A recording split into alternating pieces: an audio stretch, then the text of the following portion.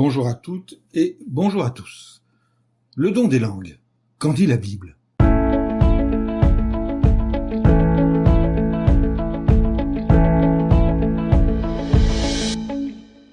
L'expression parler en langue ou don des langues désigne la capacité miraculeuse qu'avaient certains chrétiens du 1er siècle de parler une langue étrangère qu'ils n'avaient jamais apprise. Ceux qui s'exprimaient ainsi se faisaient comprendre sans problème de ceux qui parlaient la langue en question.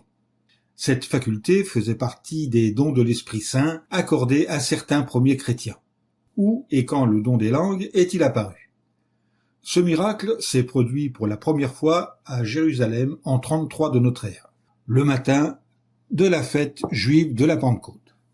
Alors qu'ils étaient réunis, environ 120 disciples de Jésus furent tous remplis d'Esprit Saint et commencèrent à parler en différentes langues, selon Actes chapitre 1 verset 15, chapitre 2 versets 1 à 4. Une foule de personnes venues de tous les pays se rassembla autour d'eux et chacun entendait qu'on parlait dans sa propre langue, selon Actes chapitre 2 versets 5 et 6. Quel était le but du don des langues? Premièrement, prouver que les chrétiens avaient le soutien de Dieu. Par le passé, Dieu s'est servi de miracles pour montrer qu'il soutenait ses fidèles serviteurs, comme Moïse par exemple, en Exode chapitre 4 versets 1 à 9, et également les versets 29 à 31, ou encore dans le livre des Nombres au chapitre 17 et au verset 10. En accordant le don de parler en langue aux chrétiens de cette époque, Dieu visait le même but, indiquer qu'il apportait son soutien à l'assemblée chrétienne nouvellement formée. D'ailleurs, l'apôtre Paul a écrit « Les langues ne servent pas de signe pour les croyants, mais pour ceux qui ne sont pas croyants » en 1 Corinthiens chapitre 14 verset 22. Deuxièmement, permettre aux chrétiens de donner un témoignage complet. Les personnes qui ont entendu les disciples de Jésus le jour de la Pentecôte ont dit « Nous les entendons parler dans nos langues, des choses magnifiques de Dieu », selon Actes chapitre 2 verset 11. Un autre but de ce miracle était de permettre aux chrétiens de donner un témoignage complet et de faire des disciples parmi les gens de toutes les nations, comme le leur avait commandé Jésus en Actes chapitre 2 verset 40 ou encore en Matthieu chapitre 28 verset 19. Le jour même, environ 3000 personnes sont devenues disciples de Jésus après avoir assisté à ce miracle et avoir entendu le témoignage qui leur avait été donné, selon Actes chapitre 2 verset 41. Le don des langues devait-il exister pour toujours? Non. Les dons de l'Esprit Saint, comme la capacité de parler en langue, étaient une disposition temporaire.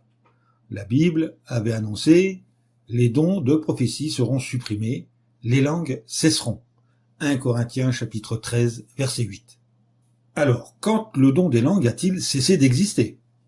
Les dons de l'Esprit Saint étaient en général transmis aux chrétiens en présence des apôtres qui posaient leurs mains sur leurs compagnons chrétiens, selon Actes chapitre 8 verset 18 et chapitre 10 verset 44 à 46. Le chrétien qui recevait un don de l'Esprit Saint par l'intermédiaire des apôtres ne pouvait pas le transmettre ensuite à une autre personne, selon Actes chapitre 8 versets 5 à 7 et versets 14 à 17. Prenons un exemple. Ce n'est pas parce que l'administration nous a délivré un permis de conduire que nous sommes habilités à le donner à notre tour à quelqu'un d'autre.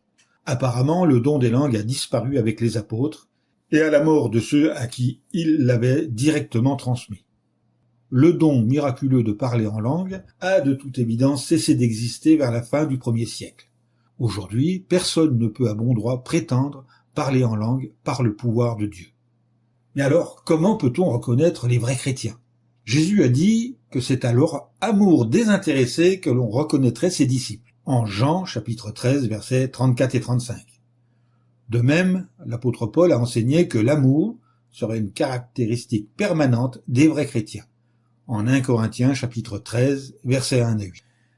Il a précisé que l'Esprit de Dieu produirait chez les chrétiens un ensemble de qualités appelées les fruits de l'Esprit, dont la toute première serait l'amour, selon Galates chapitre 5 versets 22 et 23. Voilà, cette vidéo est terminée et je vous dis à bientôt pour un nouveau sujet.